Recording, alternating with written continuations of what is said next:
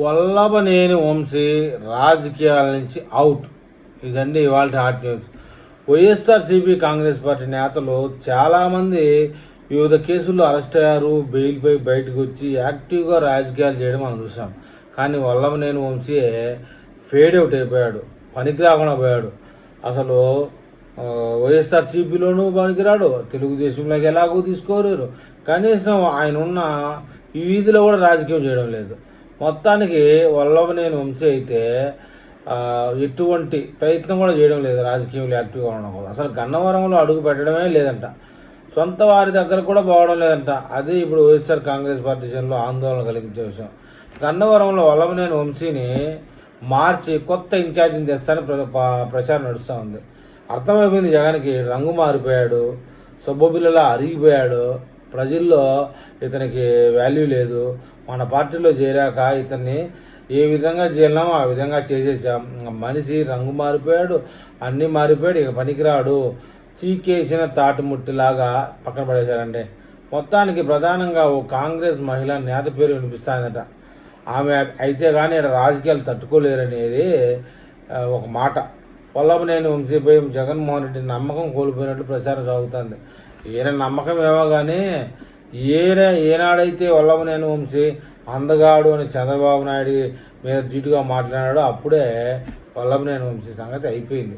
అందగాడు కాదు కదా, ఎంత కురిపి అయితే అంత కురిపిగా దిగజారిపోయాడు మొత్తానికి. ఎందువల్లంటే వల్లభనేని వంశీ అందాన్ని చూసి చంద్రబాబు నాయుడు తట్టుకోలేకపోతున్నాడు అని ఎప్పుడైతే విమర్శలు చేశాడో అప్పుడే వల్లభనేని వంశీపై అవుట్ అయింది. మొత్తానికి వల్లభనేని మోహన్కి ఒక పేరు ఉంది, కానీ అందం జైలుకి వచ్చిన తర్వాత కనిపించడం లేదు. ఓన్లీ వల్లభనేని వంశీ అని పాత పేరు తెలుగుదేశం పార్టీలో యాక్టివ్గా ఉన్నప్పుడు ఎలా పేరుందో అలా పేరు ఉండిపోయింది, కానీ మనిషి అయితే పోల్చుకోలేకపోతాను. అంత కళావిహీనం అయిపోయింది అన్నమాట వల్లభనేని వంశీ మోహన్.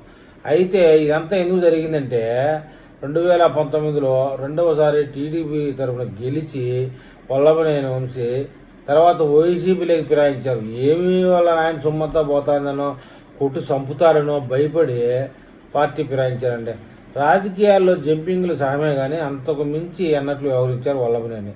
చంద్రబాబుపై వ్యక్తిగత కామెంట్లు చేయడంతో భువనేశ్వరిపై అనుచిత వ్యాఖ్యలు చేస్తూ సభ్య సమాజం చులకనైపోయింది, తలెత్తుకోలేని విధంగా మారిపోయినారు. అయితే ఇప్పుడు అదే వల్లభనేని వంశీ మోహన్ గన్నవరంలో యాక్టివ్గా లేకపోయేసరికి జగన్మోహన్ రెడ్డిని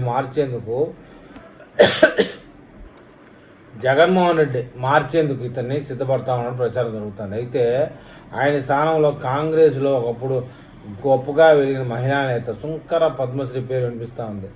ఆమె సైతం బాధ్యతలు ఇస్తే తీసుకునేందుకు సిద్ధంగా ఉన్నట్టు తెలుస్తూ ఉంది. మరి జగన్మోహన్ రెడ్డి ఎలా నిర్ణయం తీసుకుంటారో చూడాలి. మరి ఏంటంటే ఇక్కడ వ్యవహారం ఆయన ఇస్తే ఇవి తీసుకునేది కాదు. జగన్మోహన్ రెడ్డి ఈ వల్లభనేని వంశీని ఇంకెక్కడో పడేసి తొక్కి ఇంకా పనికి రాకుండా చేసి ఆ తర్వాత ఆ ప్లేస్ని వేరే వాళ్ళకి ఇవ్వాల్సి ఉంటుందని అంటున్నారు. మరి ఈ విషయంలో మరి వైఎస్ఆర్సీపీ కార్యకర్తలు ఏమైనా కామెంట్ చేస్తారో చూద్దాం.